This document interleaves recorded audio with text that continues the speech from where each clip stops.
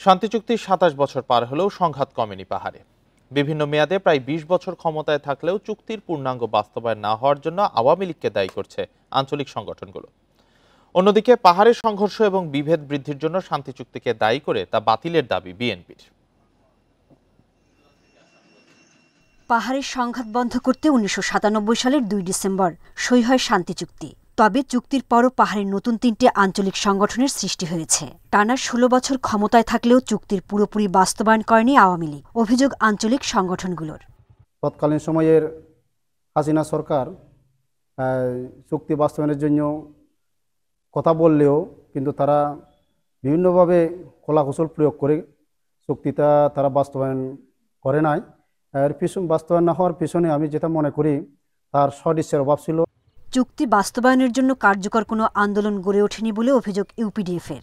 জনসংহতি সমিতি কোনো আন্দোলন করলে তাতে সমর্থনের কথা জানিয়েছে সংগঠনটি। যারা চুক্তি করেছে মানে সরকার পক্ষ এবং জনসংহতি সমিতি, তাদেরও আন্দোলনের এই চুক্তি বাস্তবায়নের জন্য যে দীর্ঘ একটা আন্দোলন প্রয়োজনীয়তা ছিল সেটাও দেখতে পাওয়া যায়নি। অন্যদিকে বিএনপির দাবি শান্তি চুক্তির মধ্য দিয়ে বেড়েছে বৈষম্য, বেড়েছে পাহাড়িদের মধ্যে সংঘাত, তাই চুক্তি বাতিলের দাবি দলটির। বাঙালিদের মধ্যে যেমন একটা বৈষম্য শিকার হয়েছে, পাহাড়িদের মধ্যে এটা নিয়ে পাত্রিঘাতী সংঘাত সৃষ্টি হয়েছে। অতএব এই চুক্তি বাতিল করার জন্য বর্তমান সরকারকে আমরা অনুরোধ করব।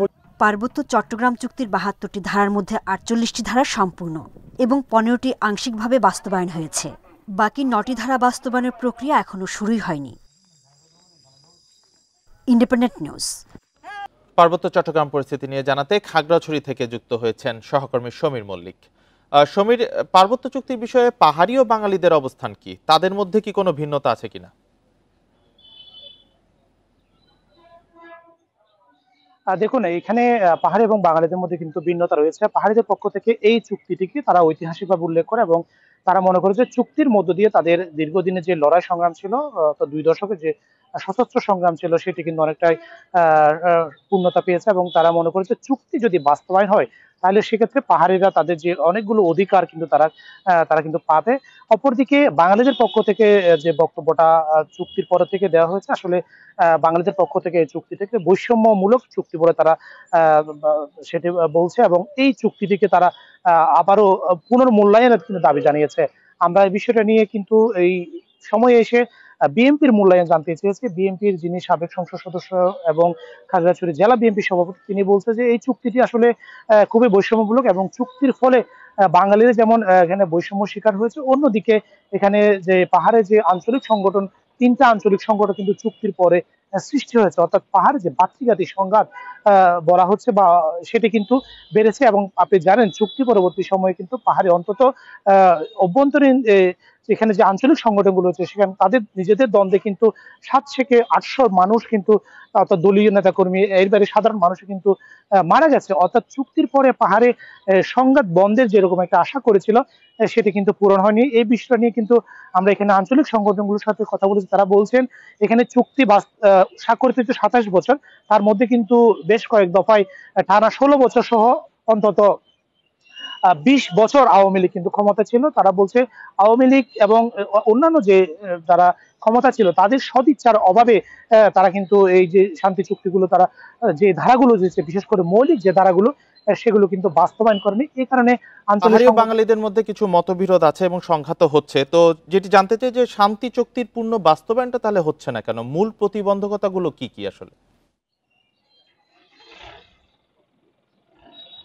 আসলে এখানে মূল যে প্রতিবন্ধকতার হিসেবে বলতে চাই, আসলে পার্বত্য জেলার পরিষদগুলো যে নির্বাচন, সেটা কিন্তু দীর্ঘদিন ধরে কিন্তু থমকে আছে।